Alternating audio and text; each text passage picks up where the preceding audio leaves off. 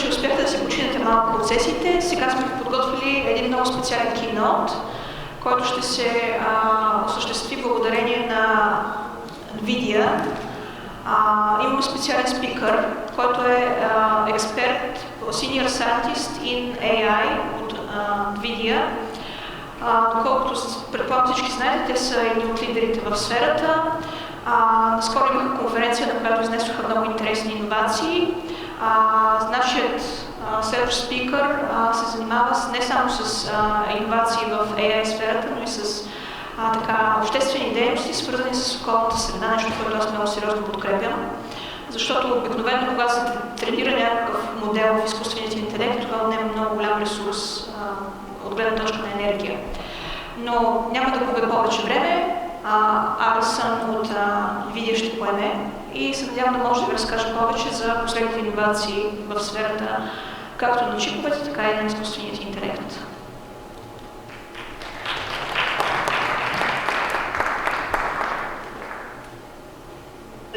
This is in English. And forgive the title, so I use this because groups like Lapsus are extremely worrying, but they're just disgruntled kids. Quantum stability is far more profound, but therefore far more of an opportunity. So let's first talk about that opportunity and the learning and understanding that's coming with cryptography. So hardware, this is a close-up of D-Wave's Vesuvius chip, and recent work with Google and KTH Sweden in 2019 determined that factoring 2048-bit RSA integers will happen in the next few years. So qubits, quantum bits, the memory aspect, they're a linear superposition of the two basis states, 0 and 1. They're measured directly, but they're also coupled with the probability of both occurring simultaneously. And this is measured by applying quantum logic gates that modify those states. And a quantum circuit describes how we arrange the probability to get those solutions. With 4,099 stable qubits, it'll take about 10 seconds to crack RSA. That's alarming, but the key word here is stable. It's not just a case of having enough qubits, as noise and stability of the superposition itself becomes more significant and more fragile as time passes, or the longer that you're computing. So this requires expensive qubit-consuming error correction. A good analogy is math as you approach the speed of light or finding the next block in cryptomining. But we've known that quantum isn't as elusive long enough to have already developed alternate encryption. And by we, I mean the Open Quantum Safe Project and others, and hence why we still use RSA today. So for you and I, our bank balances and email security is safe. But for governments with some secrets that, they need to remain secret beyond, let's say, 2040, you need to be upgrading. So NIST they'll be starting its rollout in 2024. So that's a good indicator. For the next decade, at least, all valuable quantum applications will be hybrid. So with a quantum computer working alongside classical.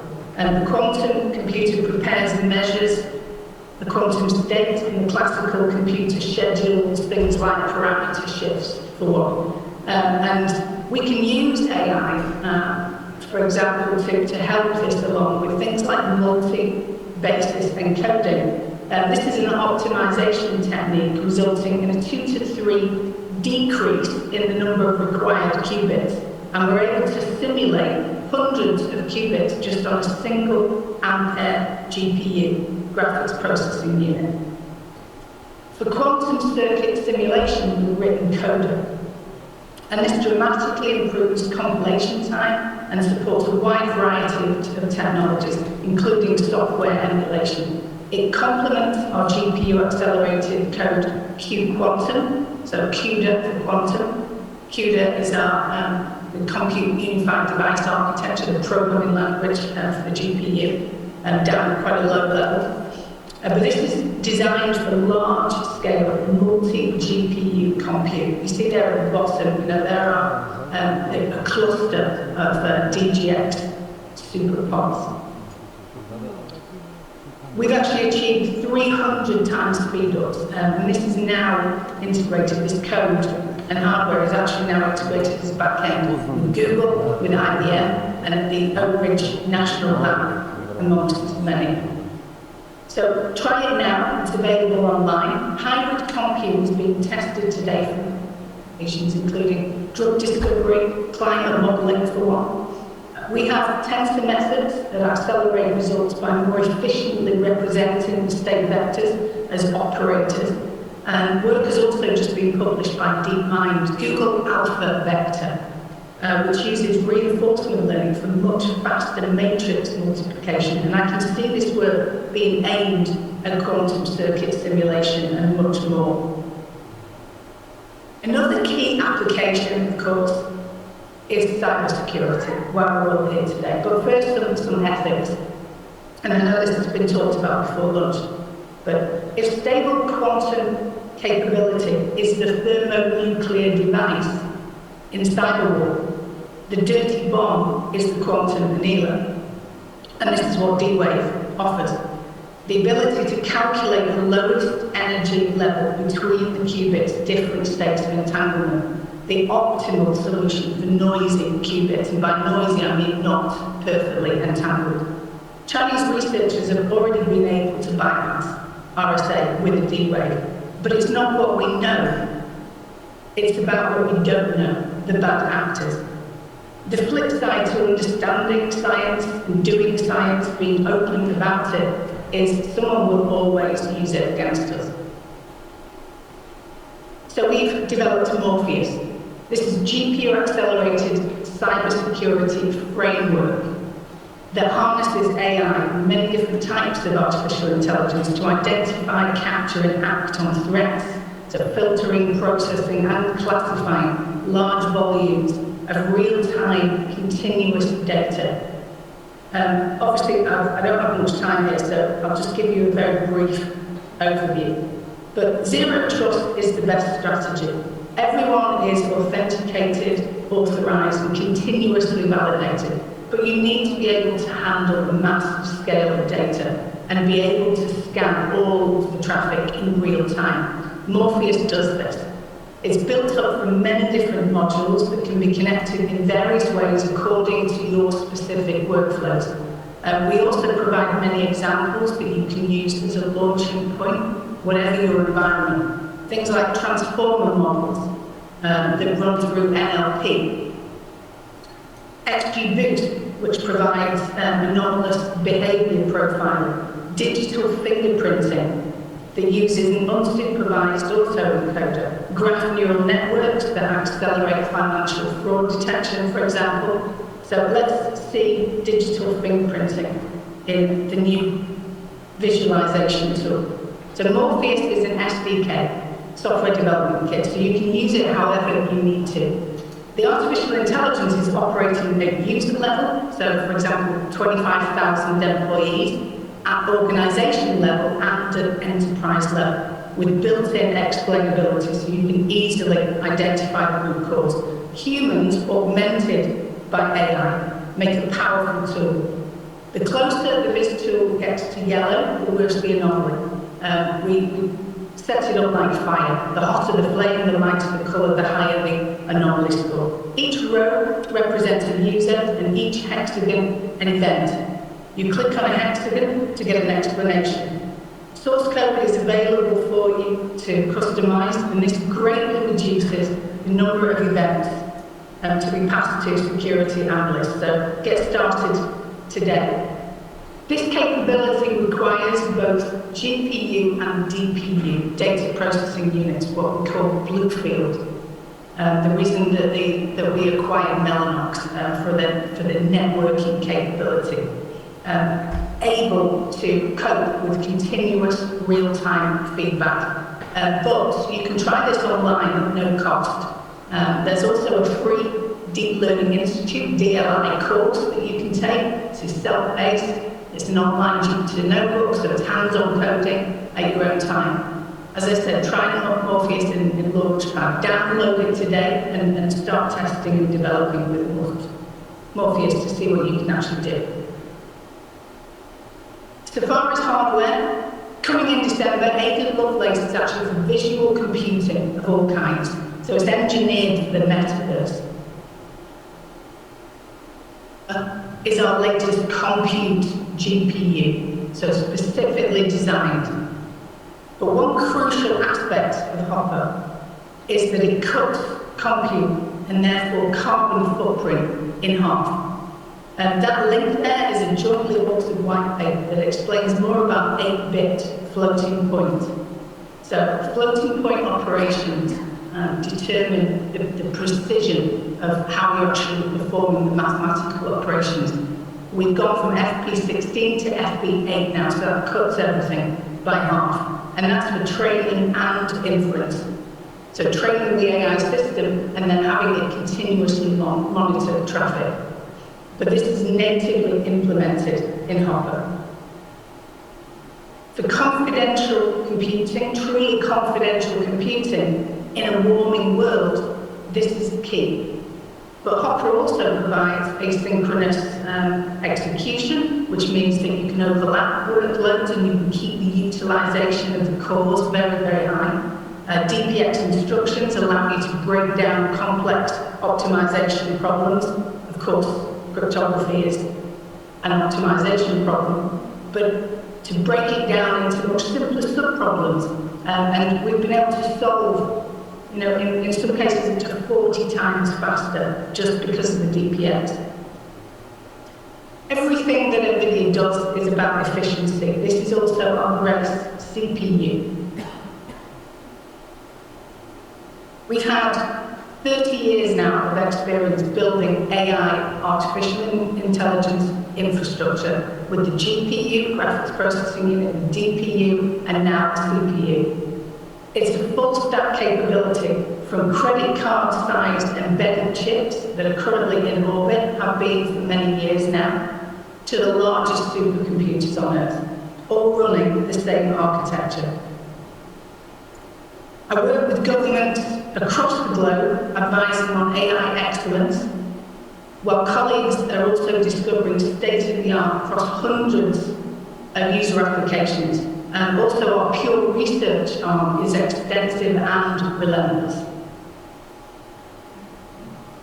But my focus today is on space-based applications, which include many climate mitigation applications, and that's across the UN Sustainable Development Goals, as well as typical defence. I'm a founding member of FDL, Frontier Development Lab, which was initially set up with NASA, but now ESA and also the Department of Energy. We are working with hundreds of different stakeholders. We combine academia with industry to cross-collaborate on fast-tracked deployment of solutions. It's about getting solutions, not just pure research. And ESA leads the UK and European efforts. I'll share slides on Twitter for this. I don't expect you to read all of this, but it's just some of the range of work that's been covered at Frontier Development Lab. And it's extensive, but all results are open source. There are several ways that we can work together to have an impact, but reducing energy consumption is number one. Maximum efficiency of anything and everything. Prototyping in virtual worlds within the laws of physics, for example, digital twinning, will vastly reduce energy consumption. But I barely scratched the surface of what we can help you with. Trustworthy results require high resolution and accelerated computing. Being able to see the results of our actions is also key to changing behaviour. And we can help. Speed changes everything. It enables us to create thousands of ensembles of AI models. And these enable higher accuracy. or less uncertainty. They also allow us to interact in real time, to make changes, to rapidly learn ourselves, making predictions in fractions of seconds, but using thousands of times less energy. So let us help. All of our code is free. It's available online, what we call NGC, the NVIDIA GPU catalog. Our training curriculum spans from fundamentals to industry-specific applications, whatever your level. And these online notebooks with hands-on coding are an excellent way to build expertise, countrywide, organisation, enterprise-wide. We also have a huge number of talks, slide decks, and resources on the GTC website from last month from our biannual conference. And this is all completely free.